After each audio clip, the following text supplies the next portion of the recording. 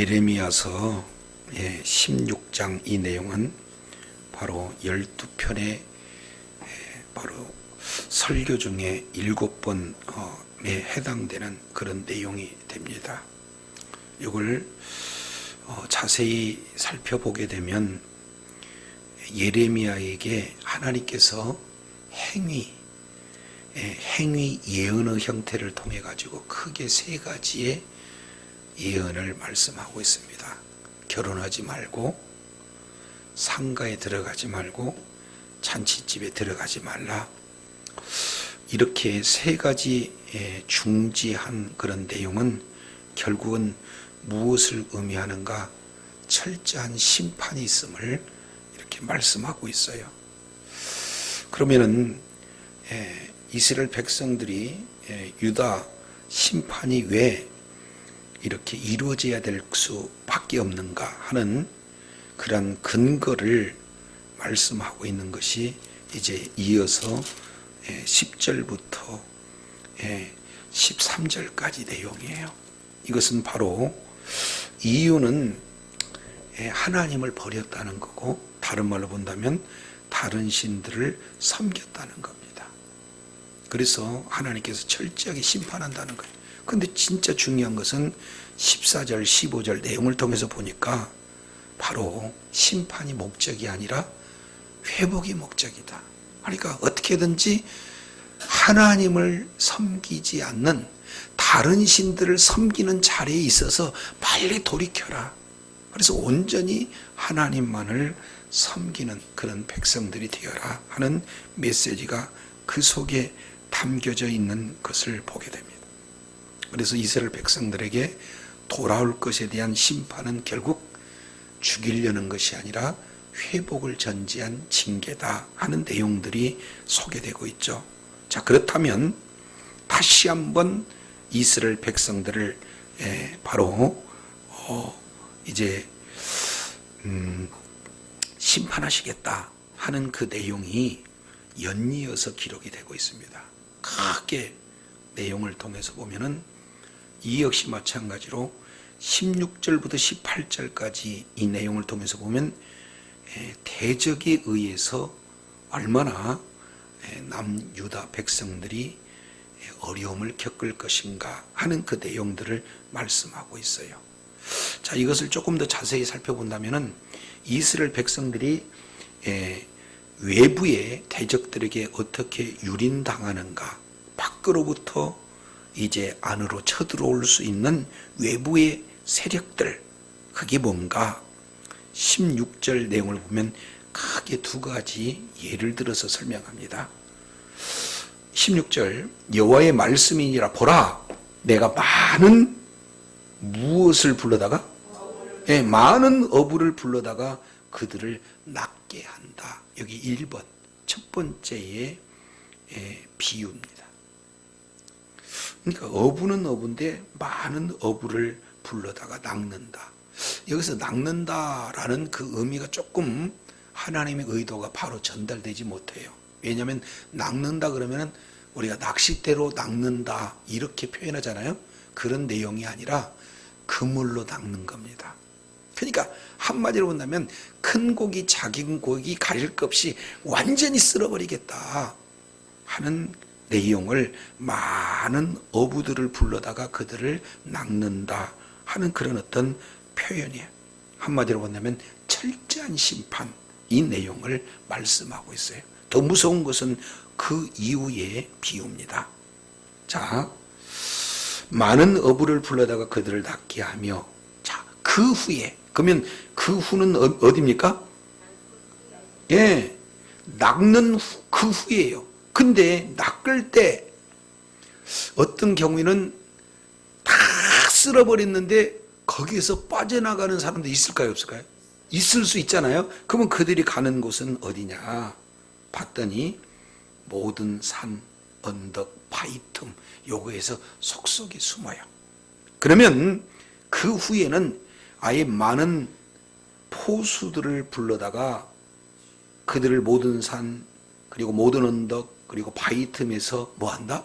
사망한다. 그러니까 겨우 심판을 피해서 도망가는 그런 자들을 끝까지 추적해서 숨어있는 그들을 단 한 사람도 남기지 않고 철저하게 심판하시겠다 하는 그 의지를 어부가 그물로 낚는 것과 그리고 포수가 이제 숨어있는 잔당들을 진멸하는 그런 어떤 내용을 예를 들어서 이렇게 표현하고 있습니다.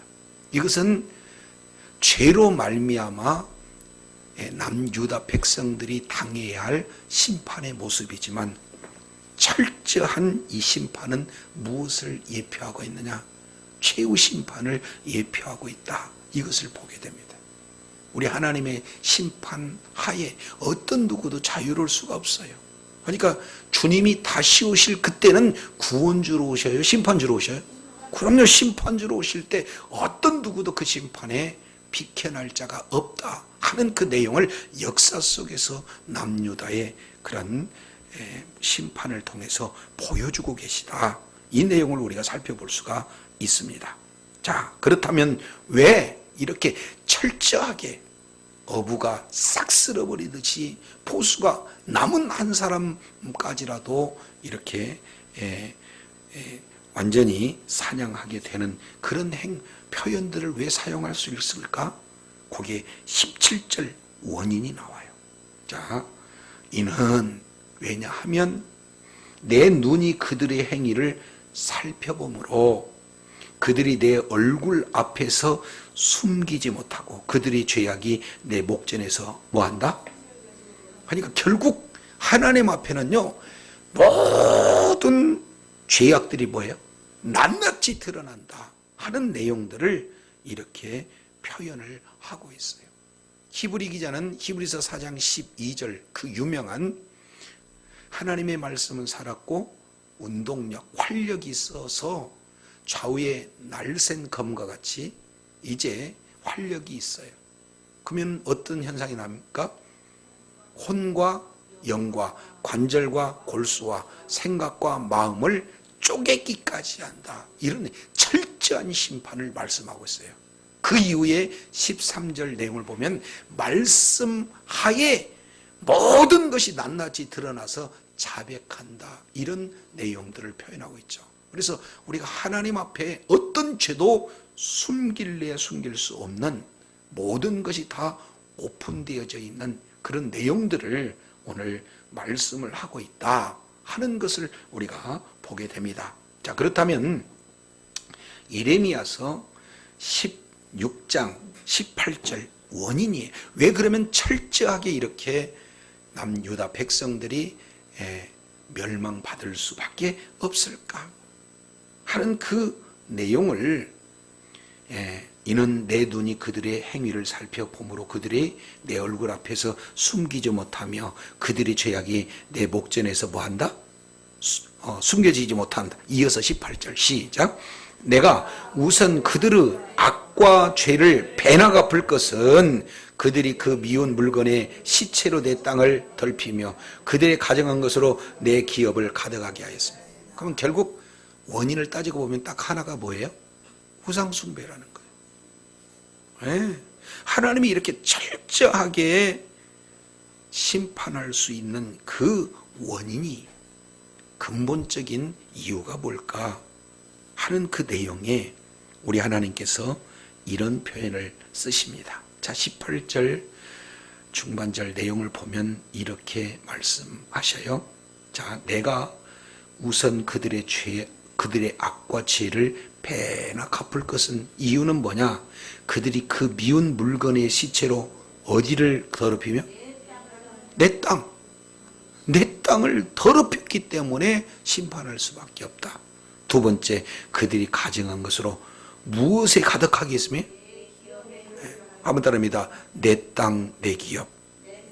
그럼요. 하나님의 땅과 하나님의 기업을 더럽히고 그리고 가증한 것으로 가득 채웠기 때문에 마치 어부가 그물로 고기를 낚듯이 포수가 남김없이 사냥하는 그런 모습처럼 이스라엘 백성들을 철저하게 심판하시겠다 하는 딱 핵심적인 내용은 우상 숭배로 인해서 하나님의 거룩성을 이제 더럽힌 그런 어떤 내용이다. 이것을 보게 됩니다. 그래서 이 16절부터 18절까지 이 내용은 바로 최후 심판의 하나의 그림자, 이런 모습들을 보여주는 거죠.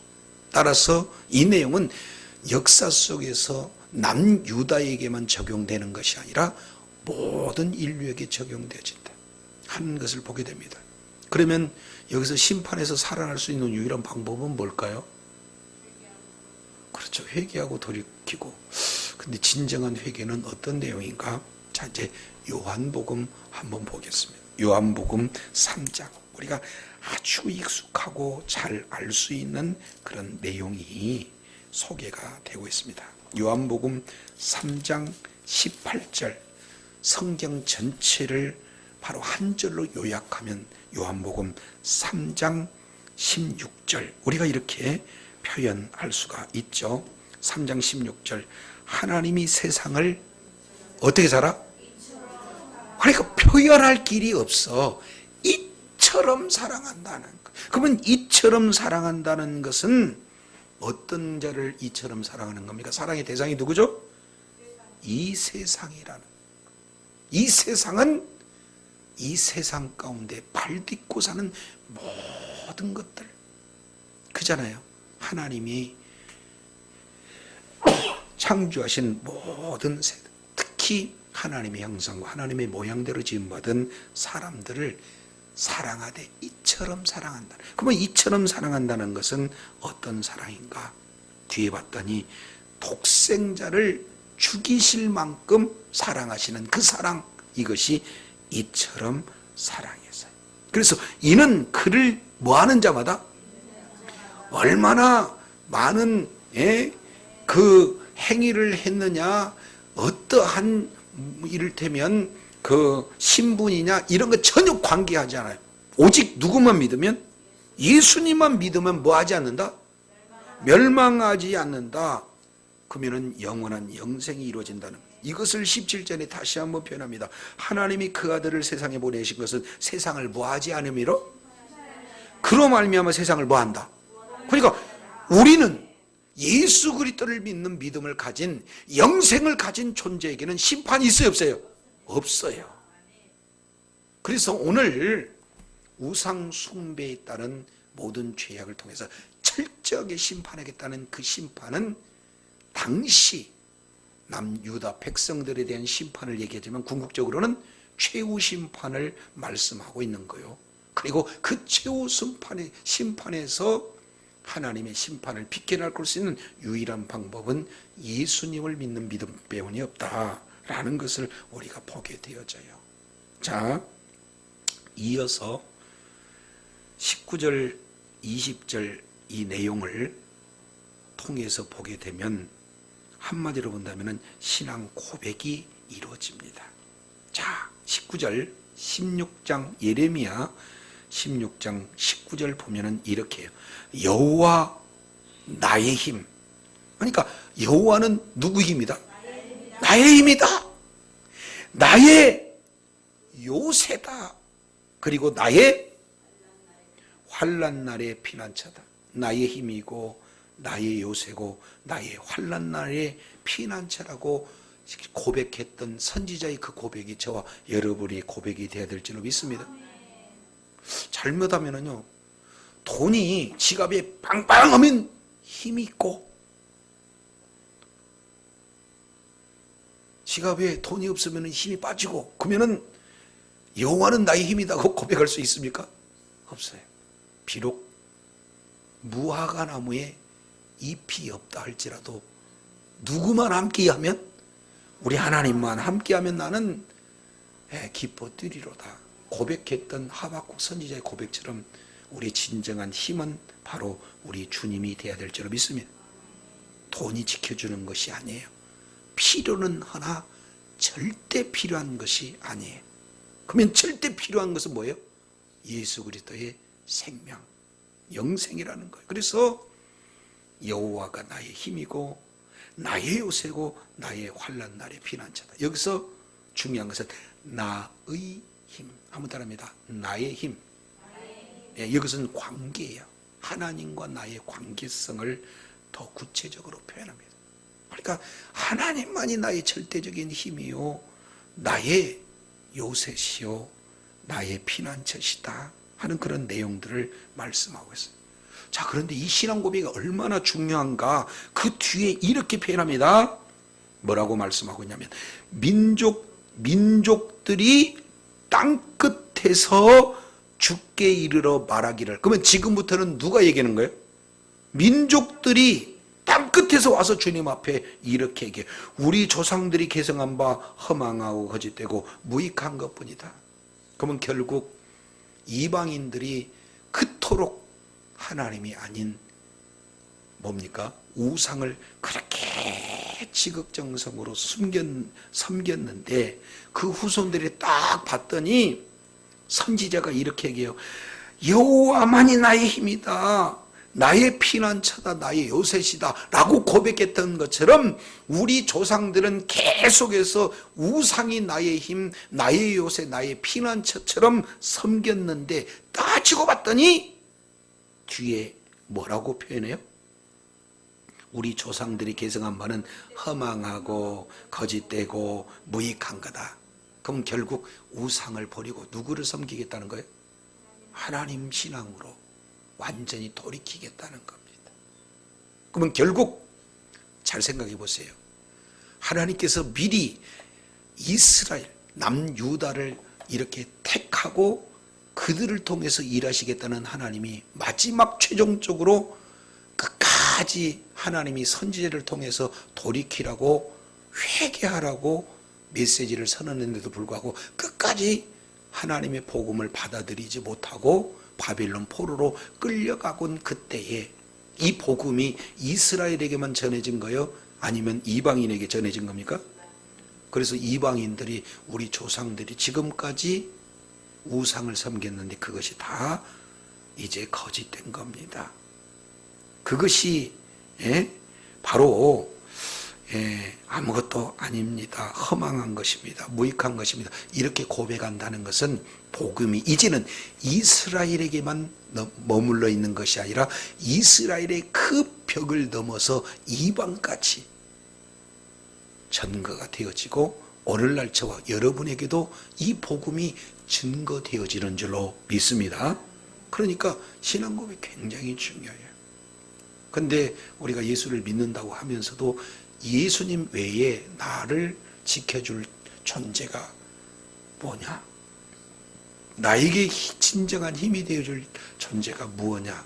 이것을 예수님 외에 다른 것을 찾는다. 이거 참 서글픈 얘기고 하나님이 기뻐하지 않는 내용이다. 이것을 다시 한번 점검합니다. 자, 그렇다면 16장 21절 다 같이 읽습니다. 시작. 여호와께서 이르시되 보라, 이번에 그들이 내 손과 내 능력을 알려서 그들로 내 이름이 여호와인 줄 알게 하리라. 우리 하나님께서는 영이시잖아요. 그러니까 그 영이신 하나님이지만 하나님이 바로 여호와다, 여호와가 하나님이다, 이 사실을 누구를 통해서 알 수가 있어요? 사람을 통해서 보여요. 그러니까 하나님께서 이렇게 표현해요. 그들이 내 손과, 하나님의 손, 내 능력을 알려서, 그러면 그들을 통해서 알린 거 아니에요? 하나님이 나에게 이렇게 은혜 주셨어요. 하나님께서 나를 이런 위기영에서 건져주셨어요. 하나님께서 이런 상황에서 나에게 새 힘을 주셨어요. 하나님은 살아계십니다. 그 하나님이 바로 우리 하나님입니다 라고 고백하는 그 고백으로 많은 사람들이 진짜 하나님이 살아계시네 라고 하나님의 이름이 뭐 하는 거예요? 알게 하는 거예요. 여기서 안다는 것은 경험하는 내용이 되어져요. 그러니까 부인할 수 없이 하나님은 바로 진정한 힘이요, 진정한 피난처요, 진정한 요새시다 하는 것을 직접 하나님이 삶 속에 개입하고 역사 속에 개입해서 하나님의 도우심을 경험한 모든 자들의 신앙 고백을 통해서 믿지 않는, 그리고 많은 열국들에 의해서 하나님의 이름이 증거되게 하는 그런 내용이다라는 것이에요. 저도 여러분도 내 신앙 하나님께서 개입하셔서 내 이제 모든 삶의 여정 가운데 도움을 주신 거 너무 좋잖아요. 이게 목적이 아니에요. 우리 주님은 도움을 통해서 누구를 알리게 한다? 하나님을. 하나님은 저와 여러분을 통해서 영광을 받으시기를 원하시는 줄로 믿습니다.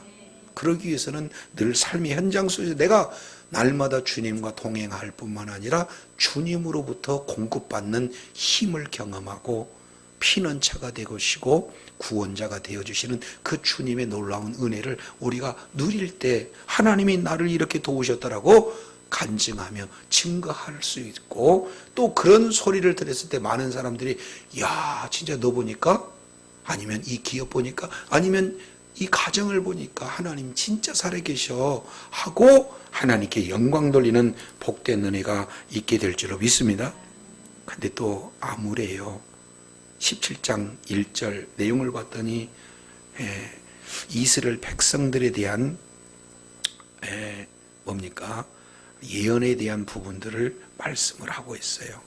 자, 왜 이스라엘 백성들이 철저하게 16장 16절에 봤던 내용처럼 어부들을 통해서 낚게 하고 포수를 통해서 사냥하게 해서 완전한 심판에 이를 수밖에 없었을까? 그 원인이 뭘까? 이걸 다시 한번 17장 1절에 말씀합니다.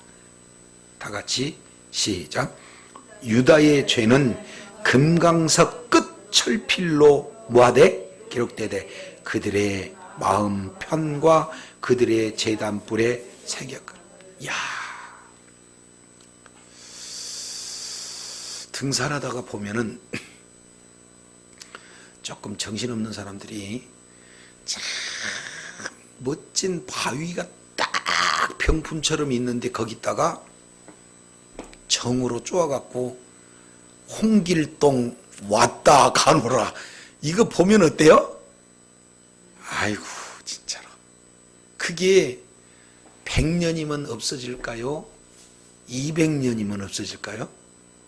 안 없어지죠.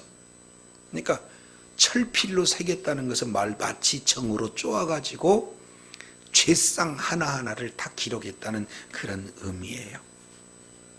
한마디로 본다면 나 죄 없네요, 오리발 내몰 수 없도록 아주 그냥 철저하게 부정할 수 없는 정확하게 하나님께서 유다의 죄가 이거다라고 아예 정으로 바위에다가 새기듯이 금강석 끝 철필로 기록된다는 거예요.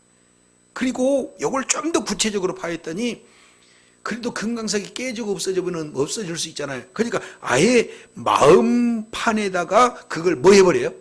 새겨버리겠다 하는 그런 어떤 내용입니다. 자, 사무엘하 11장 12장 이 내용을 보면은 다윗이 죄를 지어요. 잘 나가던 다윗이 죄를 짓습니다. 우리의 아들 밧세바를 이렇게 부정하게 만드는 그런 어떤 내용이잖아요. 그리고 다윗이 머리가 좋아가지고는 완전 범죄를 딱 꿰는 거예요. 그리고 시침이 딱 돼. 근데 오늘 이 내용으로 보면은 우리 하나님께서 뭐예요? 다윗의 간음죄에 대한 내용을 철필로 다 새겨놓으니까 다윗은 사람을 속이면 없어지겠지라고 생각했는데 없어져요. 하나님은 다 알아요. 왜? 하나님의 눈으로 보면 철필로 다 기록되어 있거든. 그러니까 나단 선지자 보내가지고 책망하시는 그런 내용들을 보게 됩니다. 몰래 동생 꼬여가지고 아벨을 들판으로 불러보는데 성공해요. 그리고 하나님이 왜 하필이면 동생 아벨은 칭찬하고 왜 나는 칭찬하지 않느냐, 왜 아벨의 제사는 받고 내 제사는 왜 받지 않느냐. 그래가지고는 동생을 죽여버립니다. 그리고 시침이 아니 둘이 가갖고는 한 명 죽이고 안 죽인 척하니까 증거 있어요 없어요? 완전 범죄죠. 최초에 완전 범죄를 노렸는데 우리 주님이 찾아와. 그러셔서 뭐예요? 네 아들? 아니 네 동생 아벨은 어디 있냐? 아직도 그 피가 나를 위해서 호소하느니라. 죄가 없어질까요? 우리 하나님 앞에는 절대로 없어지지 않습니다. 그런데 이스라엘 백성들은 죄를 짓고 그 지은 죄 자체가 철필로 기록되고 아예 새겨져 있는 그런 어떤 내용도 있고, 두 번째 더 재미있는 것은 2절 보겠습니다. 17장 2절. 그들의 자녀가 높은 언덕 위 푸른 나무 곁, 다시 높은 언덕 위 푸른 나무 곁, 거기에 항시 이스라엘 백성들은 거기다가 뭐예요? 제단을 쌓아. 그 제단은 구체적으로는 안 나와 있어요. 그런데 곁에 있는 그 제단들과 아세라를 생각하도다 그랬으니까 제단과 더불어서 아세라 그러면은 두 개의 제단이 되겠죠? 그러면 아세라하고 짝이 뭡니까? 바알. 바알은 남편, 아세라는 아내. 둘이 짝짝꿍이요. 그러니까 남편 있는 곳에 아내가 있듯이, 예? 바알이 있는 곳에 아세라가 있어요. 그래서 거기서 온갖 우상 숭배가 자행되어져 있던 그곳을 늘 생각한다는 거, 이스라엘 백성들이. 그러면 그들의 새겨진 죄는 한마디로 보면 무슨 죄입니까? 우상 숭배에 대한 죄. 요게 그냥 영원토록 부인할 수 없도록 정확하게 없어지지 않게 새겨져 있는 그들의 죄를 이렇게 쳤어요. 그것도 마음 가운데 죄를 짓고도 늘 그리워하는 거예요. 우상 짓는 그런 죄들 가운데. 그랬을 때 우리 하나님의 조치사항 보세요. 3절. 들에 있는 나의 산아, 다시 들에 있는 나의 산아, 내 온 영토의 죄로 말미암아 내가 내 재산과 내 모든 보물과 산당들로 뭐할 당해 한다? 노력을 당하게. 이게 하나님의 선언이. 호세아서 내용을 통해서 보면은 참 신기해. 말라기 선지자도 이렇게 표현합니다. 내가 햇볕 줬지, 내가 곡식 줬지, 내가 너희를 주신 물질이 있지 않니? 근데 그 물질을 하나님이 주신 것을 가지고 가가지고 그 물질을 또 누구를 섬겨요? 우상을 섬겨. 그러니까 야, 내 것 나한테 가져다가 우상을 섬기는 게 이게 말이 되냐? 오늘날 보면은 남편한테 봉급 타가지고 엉뚱한 데 가갖고는 다 제비한테 제비집지라고 주고 이런 내용이 옳으냐 그 말이에요. 지금 우리 주님께서 나의 산 이렇게 표현을 했잖아요. 그잖아요. 근데 나의 산에다가 세운 것들이 바알과 아세라 상을 세웠어요. 그러니까 내가 줬던 것들 뭐예요? 다 뺏어가겠다. 이게 주님의 지금 조치다 그 말이에요. 그러니까 저도 여러분도요, 늘 이제 예수 없는 인생은 노력당하는 인생 아니에요? 건강 잃어서 노력당해버리고 실직해서 노력당해버리고 그잖아요. 근데 예수님만이 나의 힘이고 예수님만이 나의 뭡니까? 요새시고 내 피난처가 된다. 그러면은 예수 안에 누가 건들 거예요. 근데 예수님 외에 또 다른 힘을 찾아가고 또 다른 보호를 찾는다면은 우리 주님께서 그래 뭐 하겠다? 노력당하게 만들겠다. 건강 깨지고 물질 깨지고 모든 복된 울타리 환경들이 다 깨지는 그런 어리석은 일이 우리들의 삶의 현장에 나타날 수 있다고 경고하는 거예요. 마지막 4절 읽습니다.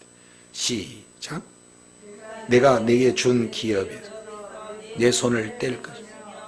또 내가 너로 하여금 너희 알지 못하는 땅에서 내 원수를 섬기게 하리라.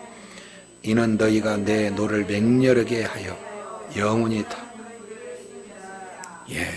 우리 주님께서 자 이렇게 배워요. 참 무섭습니다. 나 손 뗀다. 뭐라고요? 이렇게 무서운 표현을 해놨다니까요. 나 손 뗀다. 네 기업에서, 네 가정에서, 네 교회에서, 네 자녀에게서, 네 남편에게서, 네 아내에게서 나 손 뗀다. 심각한 문제다 그 말이에요. 왜 그러냐면 하나님은 죄와 상관임도 없고 죄와 함께 할 수 있는 분도 아니잖아요. 근데 죄악 가운데 있으니까 나 손 뗀다 이렇게 지금 표현하고 있는 것을 보고, 그러면 손을 딱 떼는 순간 어떻게 되느냐? 대적들이 와서 득실거려요. 그렇지 않습니까? 대적들이. 아니 학교에서도 보면은 좀 이렇게 막 아빠, 엄마가 좀 뭔가 힘께나 쓰는 그런 가정을 막 일진들이 건드리나요? 아니면은 좀 부족한 아이들을 건드려요? 그잖아요. 왜? 보호자가 없으니까. 뭐 형이라도 있든지 그러면 잘 안 건든단 말이에요. 아니면은 아주 그냥 좀 괜찮은 친구들이라도 있으면 안 건든단 말이에요. 왜 그러냐면 그들이 그에게 힘이 되어주니까.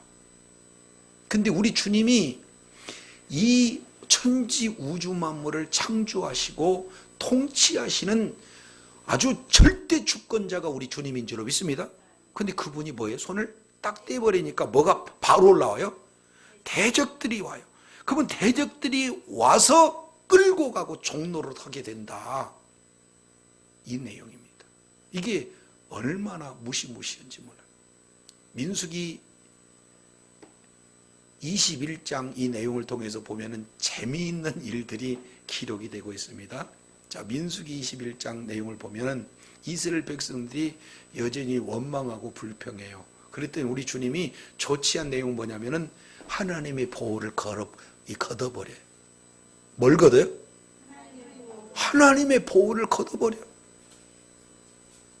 그러니까 지금까지 그 광야에서 엄청나게 많은 불뱀들이 이스라엘 백성들을 공격하고자 했어도 우리 주님이 그걸 다 보호로, 피난처로 다 불성각으로 보호해 줬는데, 그들이 하나님에 대한 원망을 하니까 보호장치를 싹 해제시킨 순간 어떻게 됩니까?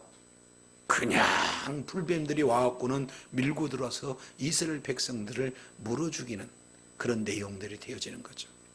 평상시에 눈에 안 보이니까 하나님 어디가 있어, 이런 잘못된 신앙을 가졌던 그런 자들이 이제 우리 주님이 이렇게 해요.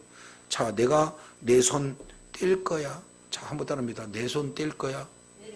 얼마나 무서운지 몰라요. 그잖아요. 이것이 어디에서 나왔느냐? 죄악 가운데 나왔어요. 그래서 인생의 가장 큰 문제가 있다면 딱 두 가지입니다. 우리 인생의 가장 본질적으로, 그리고 가장 최종적으로 우리에게 큰 문제 내용이 두 가지 있다면 첫 번째, 죄 문제. 로마서 6장 23절 내용을 보면 죄의 싹은 사망. 그러니까 죄가 있은 즉 반드시 사망으로 가는 거예요. 이 사망은 다른 말로 표현하면 지옥으로 표현될 수가 있죠. 그렇지 않습니까? 근데 우리는 그 본질적인 죄 문제, 사망의 문제 외에 지금 당장에 돈이 필요해요, 건강이 필요해요, 성적이 필요해요, 지혜가 필요해요, 능력이 필요해요. 이렇게 된다는 말이죠. 그런데 우리 주님께서 우리 불쌍한 인생들을 긍휼히 여기셔서 가장 근원이 되는 죄와 사망의 문제를 해결하시기 위해서 십자가에 예수님이 달려 죽으신 줄로 믿습니다. 그래서 예수 믿는 믿음을 가지면 어때요? 죄 문제 해결되고 사망의 문제 해결되는 거예요.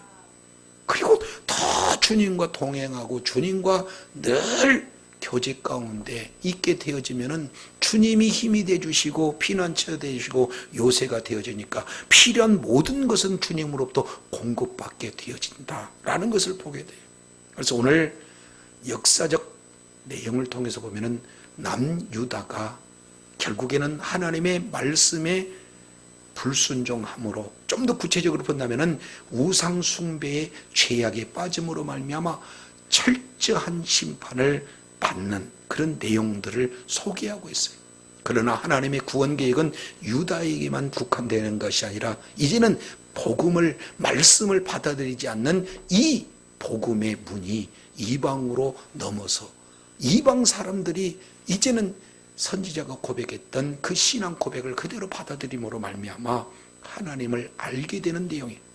그래서 유다의 실패로 말미암아 저와 여러분에게 복음이 증거된 것은 지극히 감사할 일이나 우리 주님은 한 영혼이라도 다 지옥 가는 것을 원치 않고 한 영혼이라도 회개하여 구원에 이른 하나님의 소원이 있게 되는 줄로 믿습니다.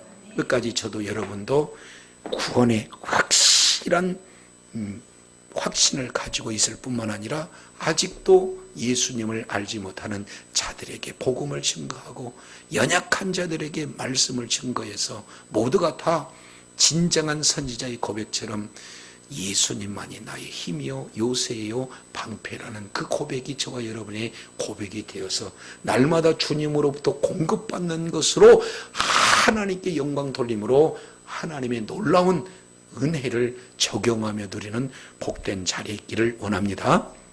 기도하겠습니다. 하나님 아버지 감사합니다. 오늘 또 말씀을 통해서 살펴보았더니 하나님 오늘 또 이제 죄와 사망의 문제를 해결하신 예수 그리스도의 그 크신 은혜를 우리가 끝까지 부여잡고 믿지 않는 자들, 믿음이 연약한 자들에게 복음 증거하는 자리에 있음으로 말미암아 모두가 다 여호와 하나님께서 은혜 주셨다라고 주님께 영광 돌리는 복된 자리에 있음으로 말미암아 주님이 힘내 주시고 주님이 요새 되어 주시고 주님께서 피난처 되어 주심으로 말미암아 이 땅에서 필요한 모든 분복들 또한 적용하며 누리는데 조금도 부족함이 없도록 은혜 베풀어 주시옵소서.